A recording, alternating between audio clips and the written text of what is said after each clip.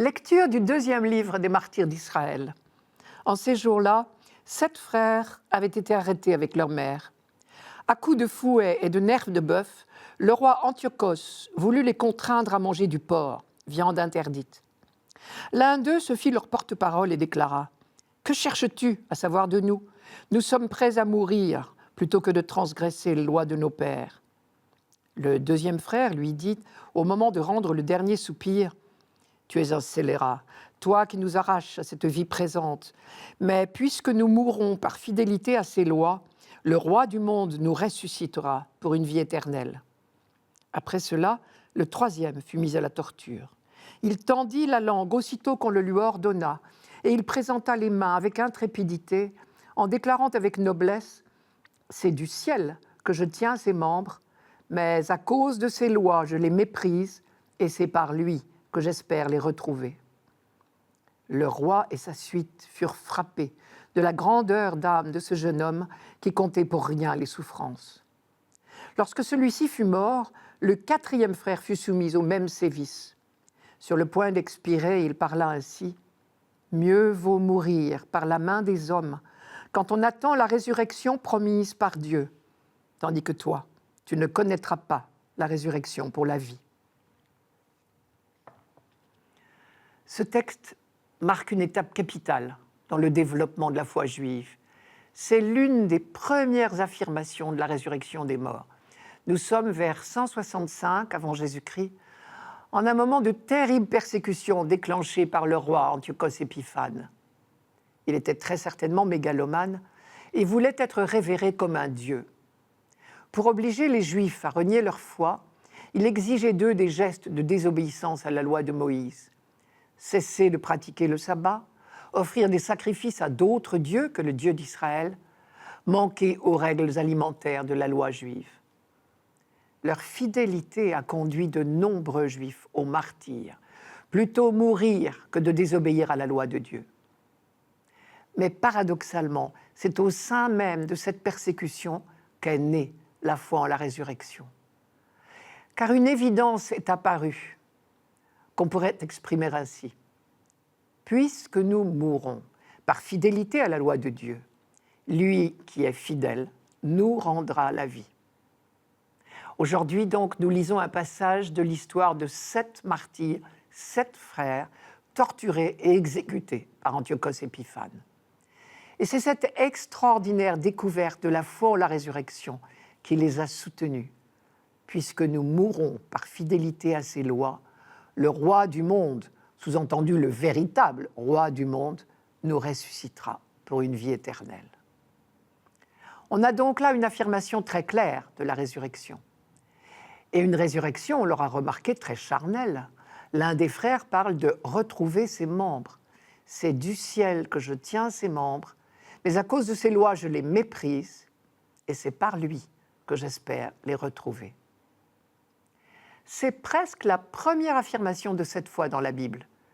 Jusque-là, on y parlait relativement peu de l'après-mort. L'intérêt se concentrait sur cette vie et sur le lien vécu ici-bas entre Dieu et son peuple, ce lien qu'on appelait l'alliance. Pour dire autrement, on s'intéressait à l'aujourd'hui du peuple, au lendemain du peuple et non au lendemain de l'individu. Après la mort, le corps était déposé dans la tombe, couché avec ses pairs, selon la formule habituelle. Et on pensait que seule une ombre subsistait dans le Sheol, lieu de silence, de ténèbres, d'oubli, de sommeil.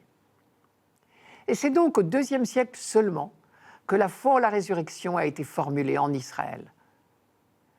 Des prophètes comme Isaïe ou Ézéchiel avaient préparé le terrain en affirmant très fortement la fidélité de Dieu. Mais jamais ils n'avaient envisagé une véritable résurrection des hommes. Chez Ézéchiel, par exemple, la fameuse vision des ossements desséchés, au chapitre 37, ne parlait pas de résurrection individuelle, mais du relèvement du peuple d'Israël. Isaïe, lui, avait annoncé « Dieu fera disparaître la mort pour toujours. Le Seigneur Dieu essuiera les larmes sur tous les visages, et dans tout le pays il enlèvera la honte de son peuple », au chapitre 25 d'Isaïe. Mais on peut penser qu'Isaïe ne parlait pas ici de la mort biologique, mais de la mort spirituelle que représente le péché et qui est effectivement la honte de son peuple. On a donc aujourd'hui, avec le texte des martyrs d'Israël, une étape beaucoup plus avancée du développement de la foi d'Israël. La découverte de la foi en la résurrection des corps n'a été possible qu'après une longue expérience de la fidélité de Dieu. Et alors tout d'un coup, c'est devenu une évidence que le Dieu fidèle, celui qui ne nous a jamais abandonnés, ne peut pas nous abandonner à la mort, quand nous acceptons de mourir par fidélité, justement. C'est donc une étape capitale sur le chemin de la découverte de Dieu. Mais seulement une étape provisoire, qui sera à son tour dépassée. Pour l'instant, on envisage la résurrection seulement pour les justes. Ceux qui sont morts de leur fidélité à Dieu, le Dieu fidèle les ressuscitera. C'est ce que dit le 4e frère. Mieux vaut mourir par la main des hommes quand on attend la résurrection promise par Dieu. Tandis que toi, Antiochos, tu ne connaîtras pas la résurrection pour la vie éternelle. Il faudra encore des siècles d'éducation patiente de Dieu pour que la foi en la résurrection des morts soit affirmée sans restriction. Aujourd'hui, nous l'affirmons dans le « Je crois en Dieu », les Juifs aussi d'ailleurs. J'attends la résurrection des morts et la vie du monde à venir. Eh bien, cette affirmation, nous la devons, entre autres, à ces 7 frères anonymes du livre des martyrs d'Israël qui sont morts en 165 avant Jésus-Christ, sous Antiochos Épiphane.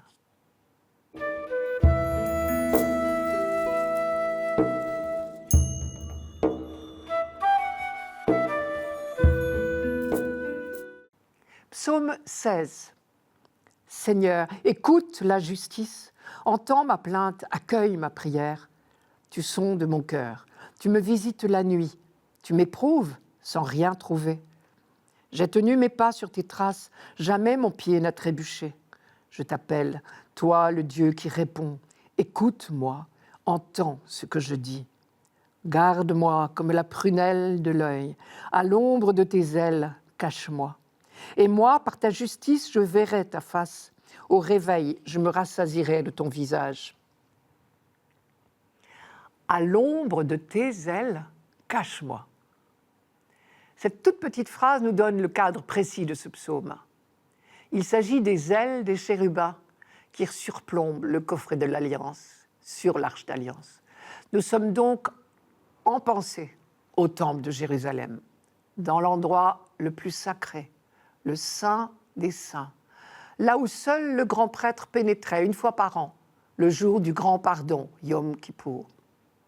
Ici, il ne s'agit pas du grand prêtre, mais de quelqu'un qui se cache, qui vient chercher refuge près de l'autel du temple de Jérusalem. Il est certainement traqué, puisqu'il vient chercher refuge près de l'autel du temple et qu'il en appelle à la justice de Dieu. C'est le sens du premier verset. « Seigneur, écoute la justice ». Et du dernier, « Par ta justice, je verrai ta face ». S'il est contraint de remettre sa cause à Dieu, c'est qu'il est victime d'une erreur judiciaire, ce qui n'est certainement pas un cas isolé, puisque l'on se souvient que le prophète Amos avait des paroles très sévères sur le fonctionnement de la justice. En parlant des juges, Amos disait « Ils changent le droit en poison, ils traînent la justice à terre ». Amos prêchait dans le royaume du Nord, mais dans le royaume du Sud, ce n'était pas mieux. Voici ce que disait Isaïe. « Malheur, ils déclarent bien le mal et mal le bien. Ils font de l'obscurité la lumière et de la lumière l'obscurité. » Isaïe chapitre 5. Et d'ailleurs, si Jésus a pu raconter une parabole mettant en scène un juge inique qui refusait de rendre justice à une veuve, c'est que le cas n'était pas improbable. Et lui-même, Jésus, sera victime de faux témoignages. On en a une trace ici dans la phrase « Je t'appelle, toi, le Dieu qui répond, écoute-moi, entends ce que je dis ». Sous-entendu, les juges d'ici-bas, cela ne sert à rien de les appeler, ils ne répondent pas, ils n'écoutent pas. Dans des cas pareils, quand un innocent était injustement accusé, il ne lui restait qu'un seul refuge, le temple, qui était un asile inviolable. Et là, il se soumettait à ce que notre Moyen-Âge a appelé le jugement de Dieu. C'était sa seule chance. Et ici, il s'agit certainement de quelque chose de cet ordre, puisque notre accusé plaide non coupable. « J'ai tenu mes pas sur tes traces, jamais mon pied n'a trébuché. » Aujourd'hui, nous dirions qu'il n'a pas fait de faux pas. Comment se passait concrètement le jugement de Dieu, on ne le sait pas très bien. Mais il s'agit bien de cela. Tu sondes mon cœur, tu me visites la nuit, tu m'éprouves sans rien trouver.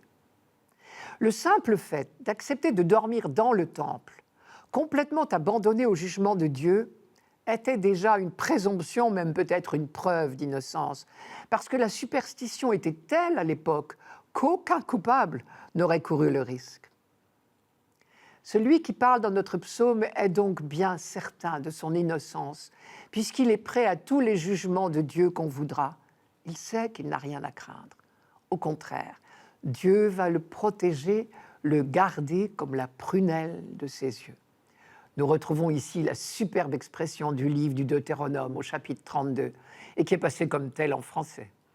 Le Seigneur rencontre son peuple au pays du désert, dans les solitudes remplies de hurlements sauvages. Il l'entoure, il l'instruit, il veille sur lui comme sur la prunelle de son œil. Encore aujourd'hui, nous disons que nous tenons à quelqu'un ou à quelque chose comme à la prunelle de nos yeux. Il est si sûr de son innocence, notre accusé, qu'il attend le matin avec tranquillité. « Moi, par ta justice, je verrai ta face. Au réveil, je me rassasirai de ton visage. » On retrouve ici l'assurance de Job, qui ose affirmer « Je sais bien, moi, que mon libérateur est vivant et que le dernier, il surgira sur la poussière. Et même après qu'on aura détruit cette peau qui est mienne, c'est bien dans ma chair que je contemplerai Dieu. » Au chapitre 19 de Job. Quand le peuple d'Israël chante ce psaume, il proclame sa foi, il sait qu'il survivra à tous ceux qui lui veulent du mal. Car une fois de plus, on sait bien que cet homme dont parle le psaume, cet homme traqué, cherchant refuge et justification dans le temple, n'est autre que le peuple tout entier. J'ai tenu mes pas sur tes traces, jamais mon pied n'a trébuché.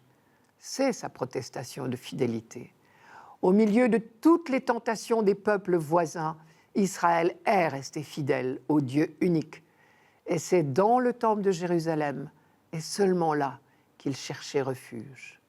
Moi, par ta justice, je verrai ta face. Au réveil, je me rassasirai de ton visage.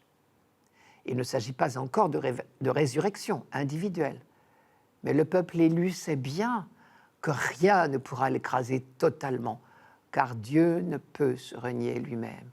Au réveil, je me rassasirai de ton visage. Ce psaume n'a probablement pas été écrit pour annoncer la résurrection. Mais quand nous le redisons aujourd'hui, à la lumière de la résurrection du Christ, nous reconnaissons qu'il s'y applique tellement bien. Après la nuit de la mort, nous nous éveillerons dans la lumière de Dieu.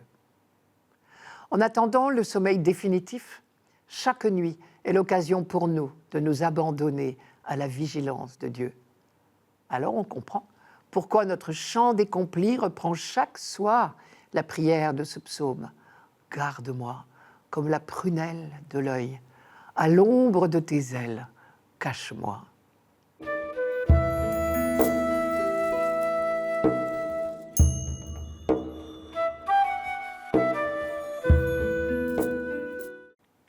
Lecture de la deuxième lettre de saint Paul apôtre aux Thessaloniciens.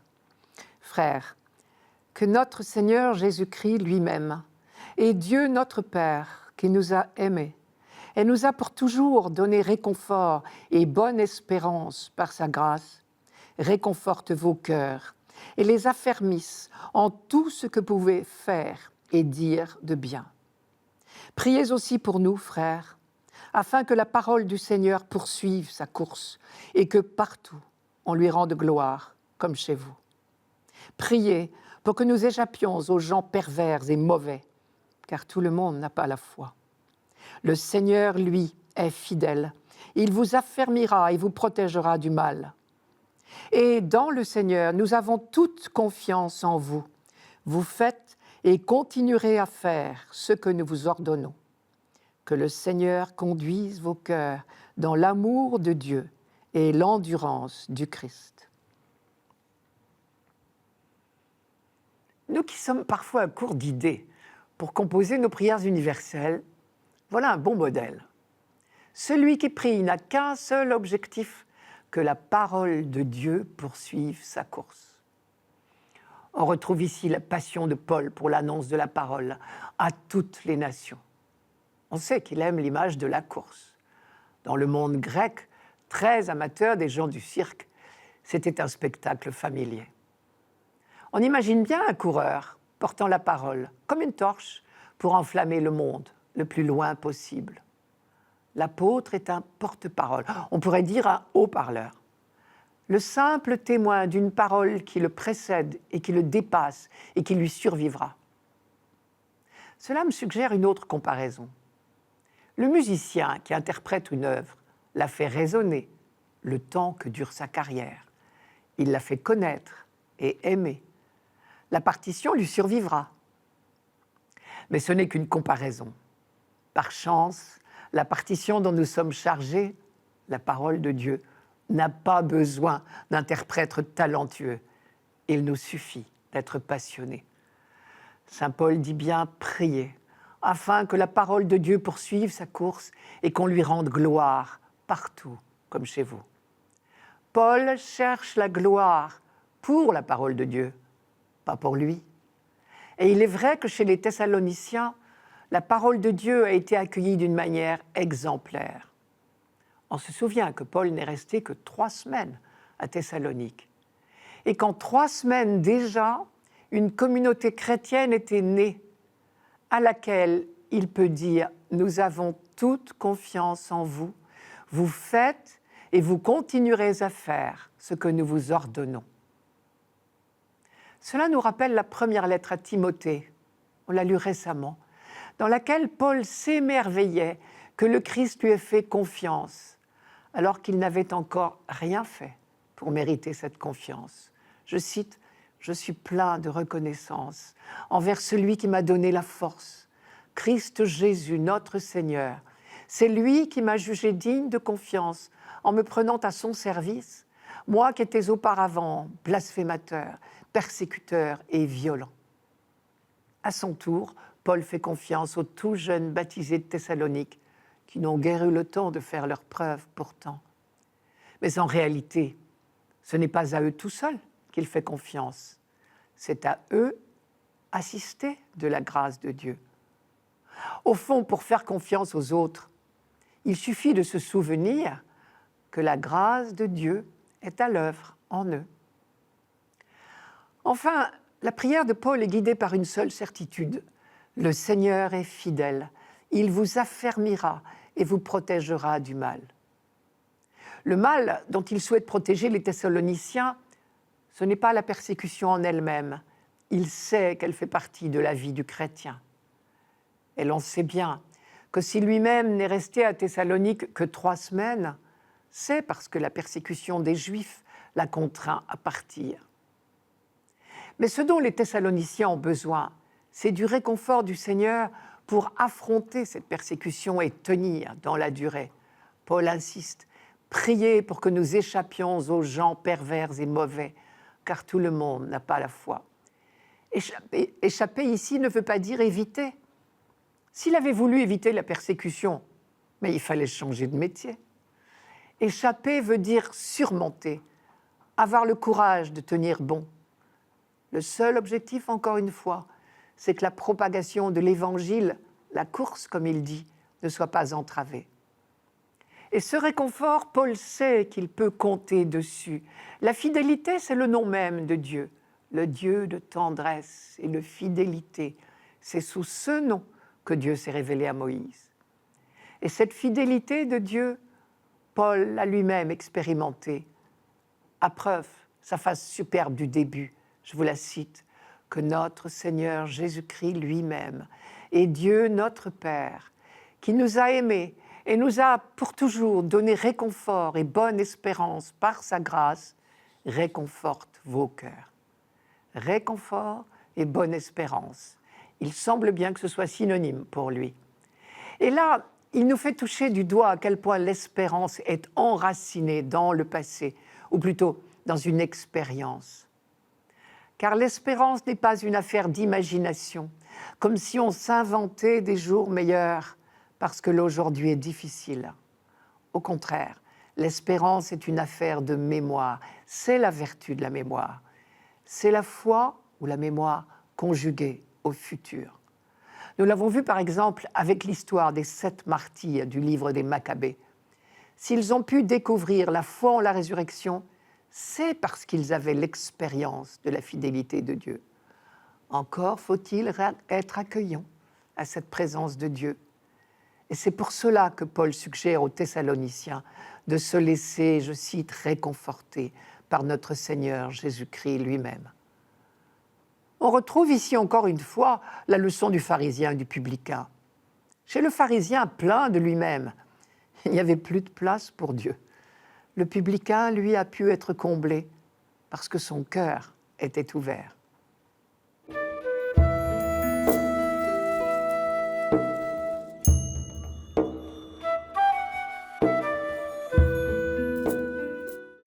Évangile de Jésus-Christ selon saint Luc. En ce temps-là, quelques Sadducéens, ceux qui soutiennent qu'il n'y a pas de résurrection, s'approchèrent de Jésus et l'interrogèrent. « Maître, Moïse nous a prescrit, si un homme a un frère qui meurt en laissant une épouse, mais pas d'enfant, il doit épouser la veuve pour susciter une descendance à son frère. Or, il y avait 7 frères. Le premier se maria et mourut sans enfant. De même le deuxième, puis le troisième épousèrent la veuve, et ainsi tous les 7. Ils moururent sans laisser d'enfant. Finalement, la femme mourut aussi. Eh bien, à la résurrection, cette femme-là, duquel d'entre eux sera-t-elle l'épouse, puisque les 7 l'ont eue pour épouse ? Jésus leur répondit, « Les enfants de ce monde prennent femme et mari, mais ceux qui ont été jugés dignes d'avoir part au monde à venir et à la résurrection d'entre les morts ne prennent ni femme ni mari, car ils ne peuvent plus mourir. Ils sont semblables aux anges, ils sont enfants de Dieu et enfants de la résurrection. » Que les morts ressuscitent, Moïse lui-même le fait comprendre dans le récit du buisson ardent, quand il appelle le Seigneur le Dieu d'Abraham, Dieu d'Isaac, Dieu de Jacob. Il n'est pas le Dieu des morts, mais des vivants. Tous, en effet, vivent pour lui. Quand un problème n'a pas de solution, c'est qu'il est mal posé. Et là, vraiment, le problème posé par les Sadducéens semble bien insoluble. On a envie de dire chercher l'erreur. Leur question nous paraît un peu artificielle aujourd'hui, mais elle ressemble aux discussions interminables qu'on développait dans les écoles de théologie. C'est un cas d'école un peu poussé sur un sujet qui était à l'ordre du jour. Encore faut-il se rappeler qu'au temps du Christ, la foi en la résurrection était toute neuve. Elle n'était pas encore partagée par tout le monde. Les pharisiens y croyaient fermement. Pour eux, c'était une évidence que le Dieu de la vie n'abandonnerait pas ses fidèles à la mort. Mais on pouvait très bien être un bon juif sans croire à la résurrection de la chair. Et c'était le cas des Sadducéens. Pour justifier leur refus de la résurrection, ils cherchent à démontrer qu'une telle croyance conduit à des situations ridicules. Leur logique est imparable. Une femme ne peut pas avoir 7 maris à la fois, on est tous d'accord. Si vous croyez à la résurrection, disent-ils à Jésus, c'est pourtant ce qui va se passer. Elle a eu 7 maris successifs qui sont morts les uns après les autres. Mais si tous ressuscitent, vous voyez à quoi cela nous mène ? L'erreur, Jésus va le leur dire, c'est de chercher nos articles de foi dans nos raisonnements. Isaïe l'a dit depuis longtemps, rappelez-vous, je vous le cite, « Les pensées de Dieu ne sont pas nos pensées, et ses chemins ne sont pas nos chemins. » C'est au chapitre 55 d'Isaïe. Jésus, au contraire, appuie sa foi uniquement sur l'Écriture.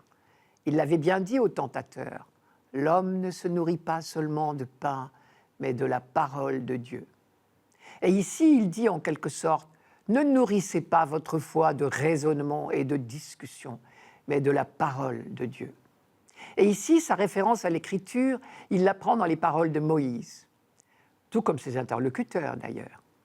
Les Sadducéens commencent en disant « Moïse nous a prescrit ». Mais ils se servent de l'Écriture, ils l'utilisent pour prouver ce dont ils sont déjà persuadés par ailleurs.